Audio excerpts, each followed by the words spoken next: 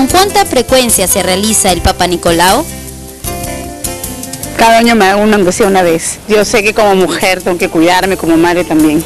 Cada año para prevenir el cáncer. No me realizo porque no tengo todavía ninguna relación sexual ni todavía estoy en edad. Una vez al año para controlarme. Cada 6 meses o una vez al año. Pero yo no lo estoy haciendo ahorita porque yo soy operada de útero. Una vez al año para tener un mejor control de todos mis órganos personales, ¿no? Bueno, vemos que la mayoría de mujeres tienen la conciencia de hacerlo por lo menos una vez al año y en realidad casi todas saben cuándo deberían hacérselo a partir de iniciar lo que es la actividad sexual en sí, ¿no? Antes de hablar del tema en sí, queríamos, mediante unas imágenes en ayuda, vamos a conversar y hablar más o menos la ubicación del cuello uterino, dónde queda el cuello uterino y en qué en realidad parte del cuello uterino se hace la toma del Papa Nicolau. Para eso hemos invitado al doctor Elías para que nos oriente en la pantalla para ver en sí explicar la anatomía en sí, ¿no? Ahí, Elías, vemos. Sí, efectivamente, ahí podemos ver en la parte interna de la pelvis, diríamos a la altura del pubis, detrás del pubis, todo lo que se conoce como los órganos pélvicos, donde están los órganos de la reproducción humana. Y ahí podemos ver, yendo desde la parte superior hacia la parte inferior, los ovarios, que son esos órganos de color blanco, están delineados como unas, más o menos como del tamaño de una ciruela, diríamos.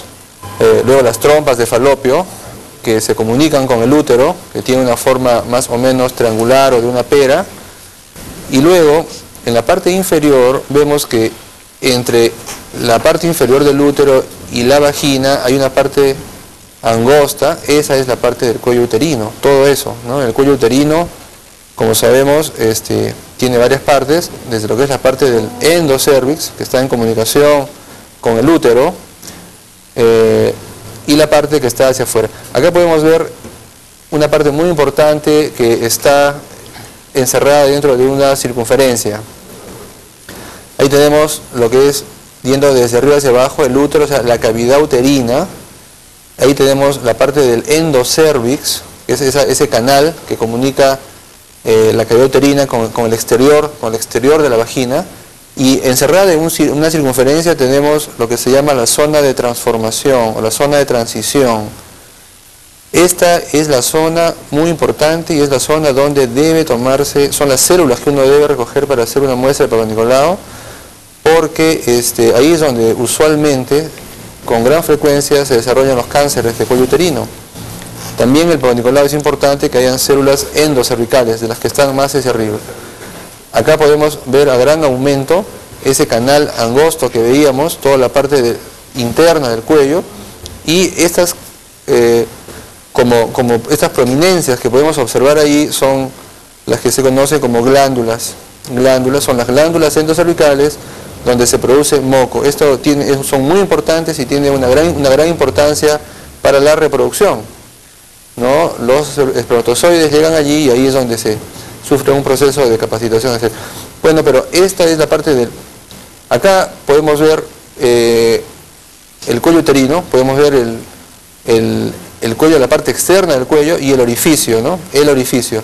Esa parte de color más azulada que está entre la parte externa y la comunicación interna es la zona de transformación. Esta es una pieza de anatomía patológica muy bonita, se ve claramente el cuello uterino, ¿eh? Ok, gracias, Elías. Bueno, esperemos que haya sido bien comprendido todo lo que es la anatomía per se, pero es importante hablar sobre la zona de transición o zona de transformación, porque justo en esa zona es donde se asienta la gran mayoría de patologías, especialmente lo que dijo el doctor Elías, los problemas de cáncer de cuello uterino. Además, importante que justo en esa zona es donde se toma la muestra de Papa Nicolau. Esta zona en realidad, dependiendo de la edad, ¿no es cierto?, puede estar o más internamente o más externamente. Desde ese punto de vista, Gracia, no sé, ¿podrías explicar si la zona de transformación es en todas las mujeres, en todas las edades en sí, fácil de detectar? No, bueno, en las niñas la zona de transformación está mucho más hacia lo que Elías mencionaba como más cercano es el endocervix, ¿no? Entonces es una zona de difícil evaluación, pero es una zona, como tú bien mencionas, muy importante porque es la zona donde hay un cambio en el tejido, hay como un cambio en la cubierta. Yo siempre les comento a mis pacientes, es como que se imaginen la boca, ¿no? La parte húmeda de la boca y la parte justo en el labio, como cuando hay un cambio de tejido. Es muy similar lo que ocurre en el cuello uterino y en la zona de transformación.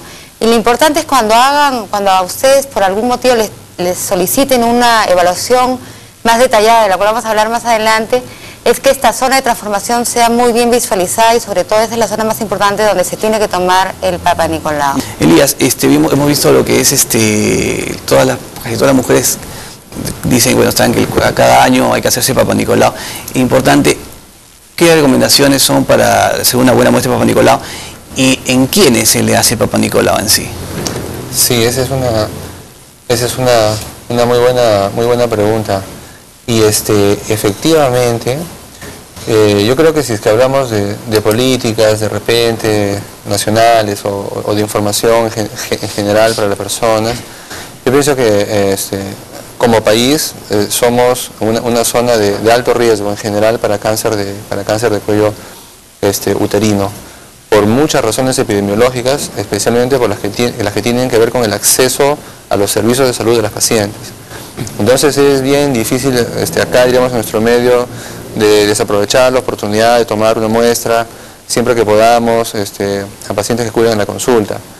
Entonces, desde ese punto de vista, de repente, una recomendación podría ser las clásicas recomendaciones que se hacen sobre políticas de salud, en el sentido de que debería iniciarse las muestras luego de haberse iniciado la vida sexual en las pacientes, ¿no? Y con una frecuencia anual, ¿no? En general, excepto como para las pacientes, como bien dijo la doctora Gracia Subiría, de pacientes de muy bajo riesgo que seguramente constituyen un muy pequeño porcentaje. De pacientes bien seleccionadas. Pacientes muy bien seleccionadas tal vez, ¿no? Bueno.